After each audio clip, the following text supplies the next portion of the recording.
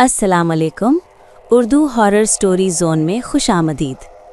Urdu horror story zone को subscribe करें ताकि हर आने वाली नई कहानी आपको बआसानी मिल सके।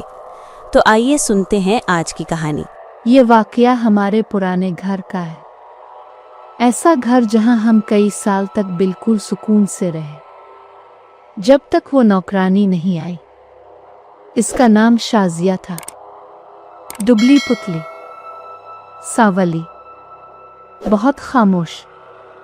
वो हमेशा नजरें झुकाकर बात करती थी और कभी किसी की आंखों में नहीं देखती थी। उम्मी ने इसे एक दौर के रिश्तेदार के जरिए रखा था।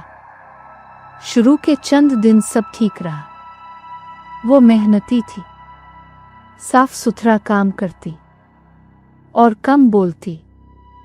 मगर एक बात अजीब थी, वो मगरिब के बाद कभी किचन में अकेली नहीं जाती थी। एक दिन उम्मी ने पूछा, अंधेरे से डरती हो क्या? वो चंद लम्हे खामोश रही, फिर आहिस्ता से बोली, अंधेरे से नहीं। इससे? किससे? इसने फौरन नजरें झुका ले। कुछ नहीं बीबी जी, हमने ज्यादा ध्यान नहीं दिया। फिर एक रात अजीब वाकया हुआ। तकरीबन 2 बजे अचानक किचन से बर्तन गिरने की आवाज आई। धड़ाम। अबू फौरन उठे और किचन की तरफ गए। हम सब भी पीछे पीछे गए। किचन का दरवाजा खुला था और अंदर लाइट जल रही थी। शाजिया जमीन पर बैठी थी, बाल बिखरे हुए, और सामने दीवार को घोर रही थी। इसके सामने तमाम बर्तन जमीन पर फैले हुए थे, जैसे किसी ने अलमारी से फेंक दिए हों। क्या हुआ? उम्मी ने पूछा। इसने कोई जवाब नहीं दिया, बस दीवार को देखती रही। अबू ने जोर से कहा, शाजिया। वो चौंकी, जैसे नींद से जागी हो। जी साहब, ये सब कैसे हुआ? वो घबरा गई। मुझे नहीं मालूम, मैं तो सो रही थी। मगर उसके पांव गीले थे, जैसे वो बाहर गई हो। इस रात के बाद उसका रवैया बदलने लगा। वो अक्सर खाली जगहों को ढूंढती रहती, अकेली कमरे में किसी से सरगोशी करती, और कभी कभी रात को छत पर चलने की आवाज आती। ठप ठप ठप। एक रात में पानी लेने उठा तो देखा शाजिया सहन के बीच खड़ी आसमान को देख रही है। रात के 3 बज रहे थे। शाजिया। वो आहिस्ता आहिस्ता मेरी तरफ मुड़ी। इसकी आंखें अजीब थीं, बहुत सिया, जैसे रोशनी जज्ब कर रही हो। वो मुस्कुराई। आप जाग रहे हैं? इसकी आवाज आम से ज्यादा भारी थी। तुम यहां क्या कर रही हो? वो चंद लम्हे खामोश रही, फिर आसमान की तरफ देखकर बोली, वो बुलाता है। मेरी रीढ़ की हड्डी में सर्द लहर दौड़ गई। कौन? इसने जवाब नहीं दिया। अचानक इसका सर एक झटके से दाईं तरफ टेढ़ा हो गया, गैर इंसानी जाविये पर। फिर वो हंसने लगी, आहिस्ता, खुश्क, खौफनाक हंसी। मैं भागकर अपने कमरे में चला गया। अगले दिन शाजिया बिल्कुल नॉर्मल थी। इसे कुछ याद नहीं था। उम्मी ने कहा शायद नींद में चलने की बीमारी है, मगर असल खौफनाक चीज अभी बाकी थी। जुमा की रात हम सब सो रहे थे कि अचानक शाजिया के कमरे से चीखने की आवाज आई। नहीं, छोड़ दो। हम सब दौड़कर वहां पहुंचे। दरवाजा बंद था। अंदर से भारी चीजें टकराने की आवाज आ रही थी। अबू ने दरवाजा तोड़ा।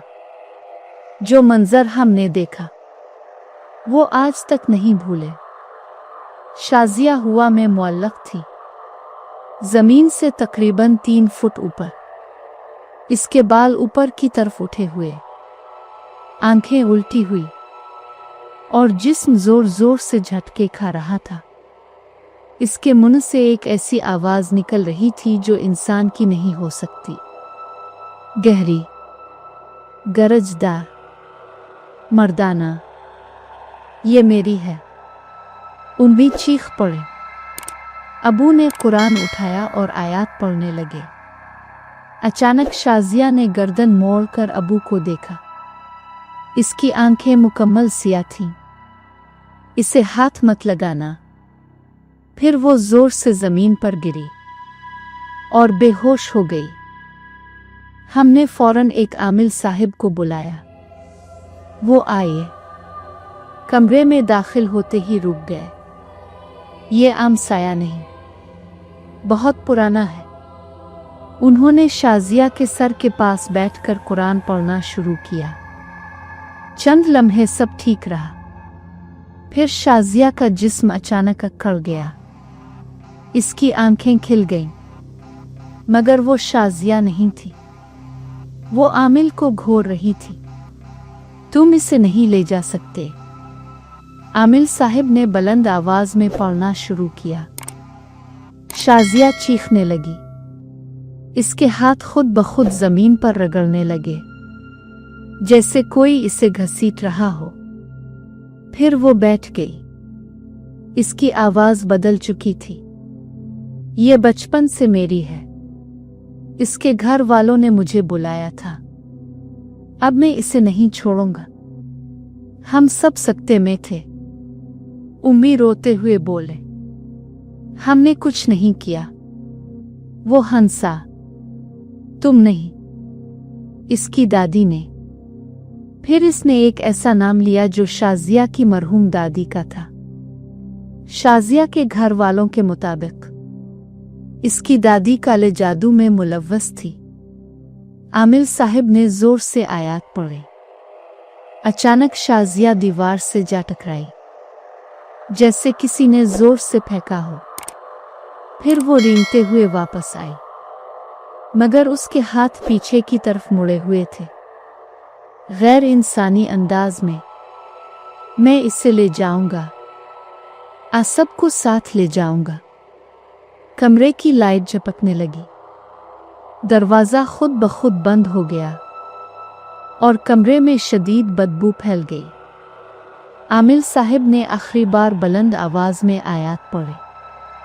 अचानक शाजिया ने एक ऐसी चीख मारी कि हमारे कान बजने लगे। फिर सब खामोश। वो बेहोश होकर गिर गई। चंद घंटों बाद इसे होश आया। वो कमजोर थी, मगर नॉर्मल लग रही थी। आमिल साहिब ने कहा, फिल हाल चला गया है, मगर वापस आ सकता है। हमने शाजिया को इसके गांव वापस भेज दिया। हम समझ रहे थे कि सब खत्म हो गया, लेकिन 1 हफ्ते बाद रात के वक्त हमारे घर की छत पर दोबारा कदमों की आवाज आने लगी।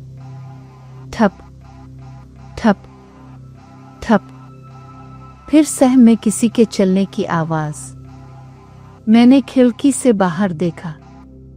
वो शाजिया थी, मगर उसके साथ कोई और भी था।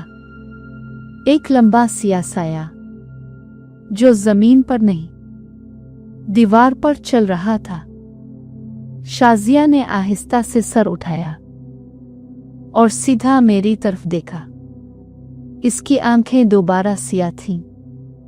वो मुस्कुराई और होंठ हिलाए। मैं वापस आ गई हूं। अगले ही लम्हे दोनों गायब हो गए।